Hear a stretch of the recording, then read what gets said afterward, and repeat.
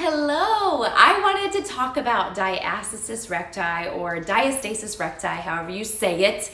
I personally am not like a physical therapist or a trainer or anything like that, but what I can tell you is I've personally gone through it and I have done exercises. I know how to test it.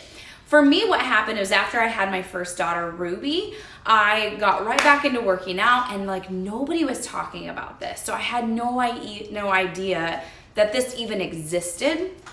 I got cleared to work out and I just started noticing like I would be laying in bed at night and I could like feel, I know it sounds so gross, but I could feel like my intestines moving around.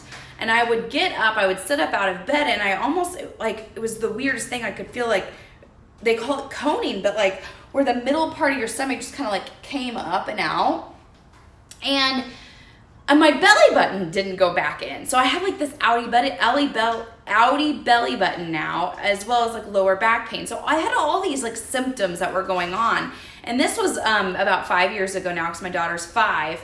And I started Googling, doing what like they tell you not to do. So I started Googling because I was like, what is happening here?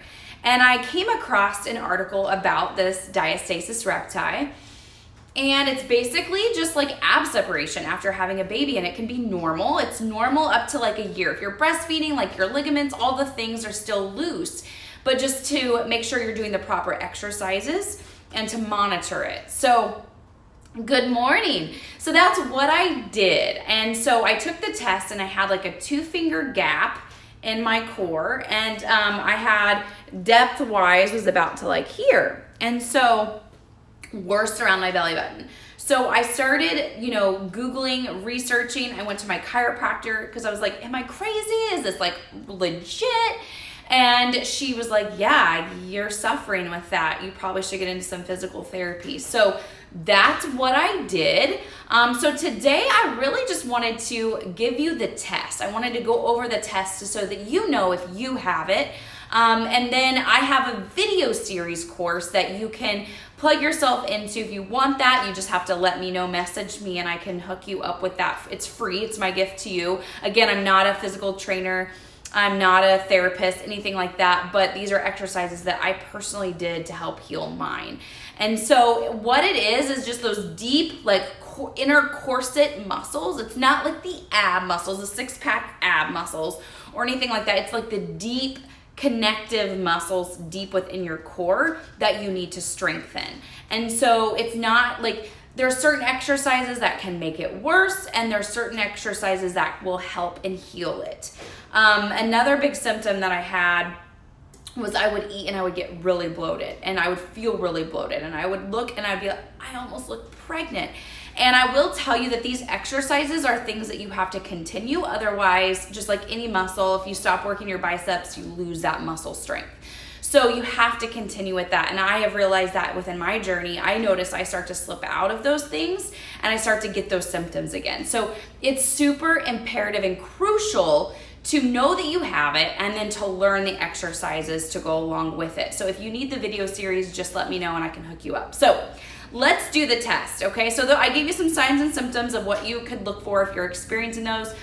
Other things could happen for me. It was postpartum with my first baby. So what you want to do, and I'm going to actually lower my video or my camera here so that you can see exactly what it is that I'm doing. We're going to go like that.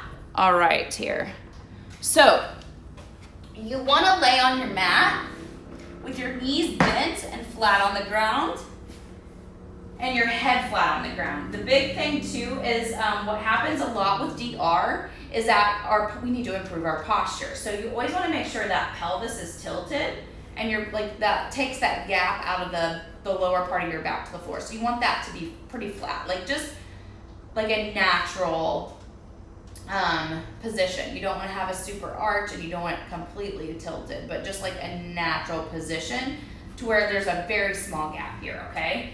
You're gonna put one of your hands behind your head, and you're gonna need to lift your shirt and place your hand like so onto your abdomen, so you can see just like this, okay? And then all you're gonna do is you're gonna raise your head without really flexing your abs. You're gonna raise your head and you're going to want your shoulder blades slightly off the ground. And you're gonna feel with this hand along your core to feel for a gap, okay? So I'm gonna raise without really flexing a whole lot, and I'm going to feel.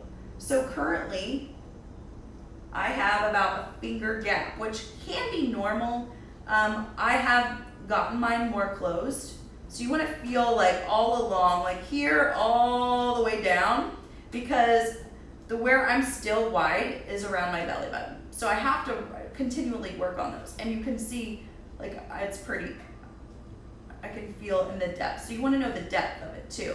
So you wanna track that, and you wanna know that so that you can work on those exercises.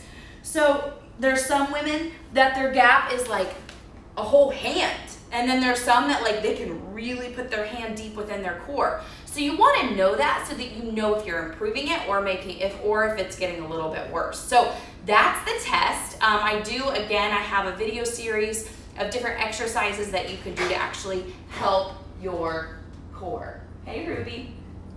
So let me know if you want it, and I hope that you found that helpful. I hope you have a great day. Bye.